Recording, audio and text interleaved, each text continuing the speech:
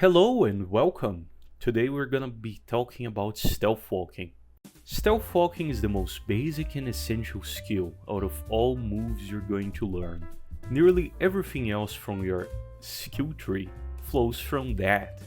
First, let's begin with what you need to train this. This one is gonna be simple. You need shoes if you plan to operate with shoes, and some floor to walk around on.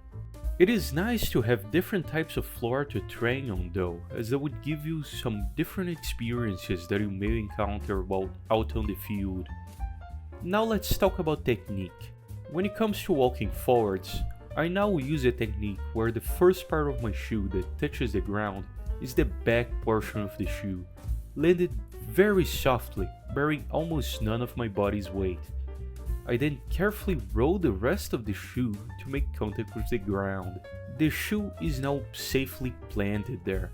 I can transfer my body's weight to it and lift the other shoe to repeat the process and continue walking forwards. Doing this silently at the start is really slow, but as you get better, you will be able to speed up.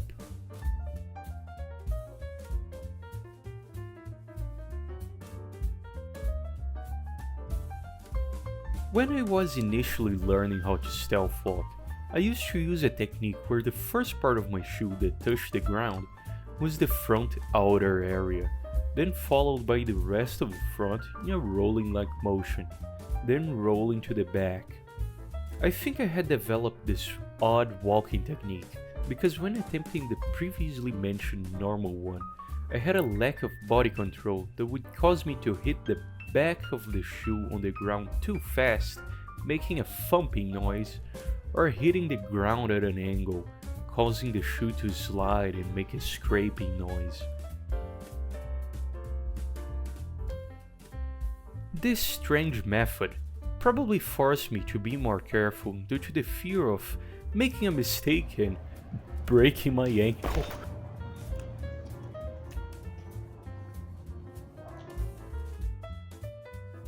Walking backwards is pretty much the same as the old forwards walking technique, but done moving your legs backwards.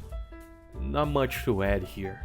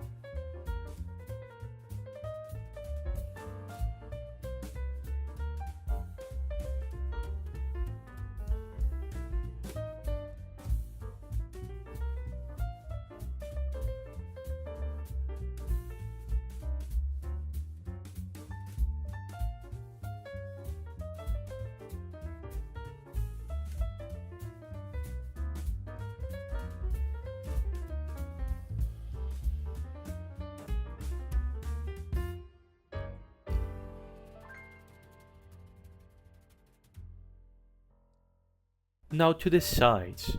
There are two techniques, one where your leg crosses the other and one that doesn't. I have found that the one that doesn't is better for the single purpose of moving to the sides, as it's nearly as fast, more silent and stable, but I still think it's worth training the other, at least a bit, because the body control you learn with it helps when doing other things like changing directions without moving out of place. The difference with the stepping technique here is that you step with the front inner area of the shoe for one leg and with the outer for the other.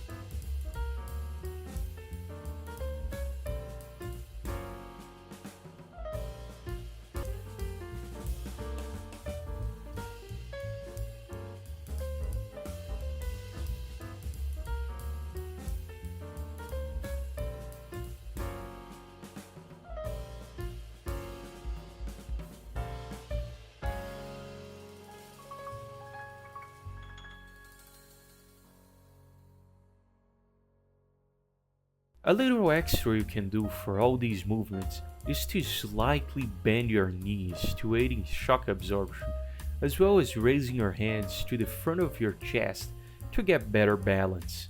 Now let's talk about the floor. All that I just said is considering a flat, somewhat clean floor made out of porcelain tiles. The type of floor you'll probably find inside a house. Things change slightly on other types of flooring.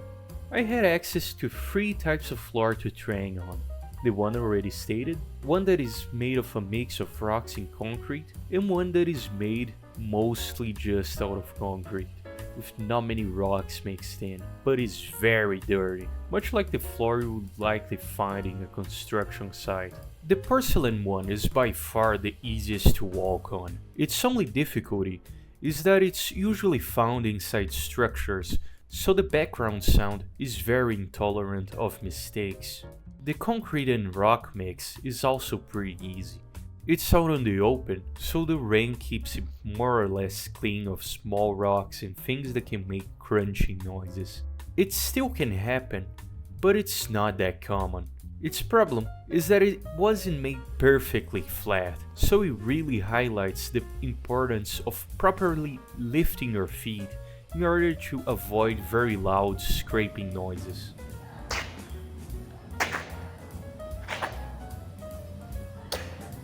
Now, the construction site-like floor. That one is hell. The small rocks and dust that are on the floor make it impossible to step without making any noise.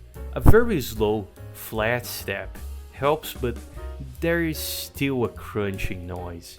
The only thing that can be mostly silent is the sound of lifting the foot. If you lift it as flat as possible, it tends to not make a lot of noise. Here's some extra info. At the start, there was a tendency to have the feet and legs move forwards, with the upper portion of the body lagging behind. This is very bad, because it ruins your balance and makes it possible for you to be seen way before you see your opponent. It also looks really weird, so make sure to remain straight. Do not overextend your steps. Doing so makes it more likely to lose your balance. Losing your balance means either falling or having to do an emergency step that can be almost as loud as falling.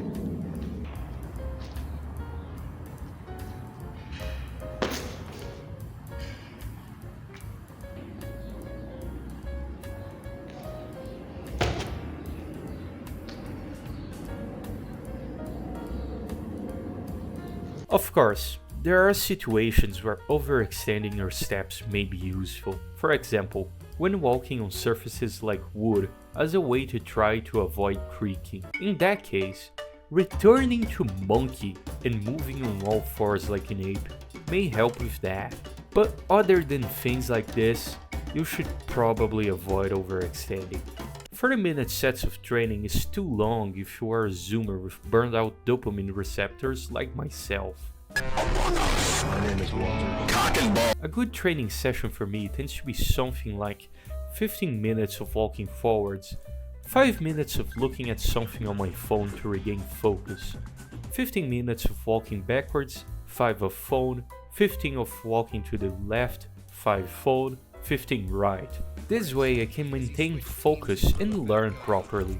You should also do sets of walking around in a dynamic way, of course. All of this walking stuff, not just regarding this episode, but throughout this entire series, is very shoe dependent. Some shoes and boots have harder soles than others. Some have mixed soles. Some are made of materials that make more or less sound when stretching and compressing as you move. You're just gonna have to find a pair that works well for you, or make what you already have work. So yeah, this is about it for walking.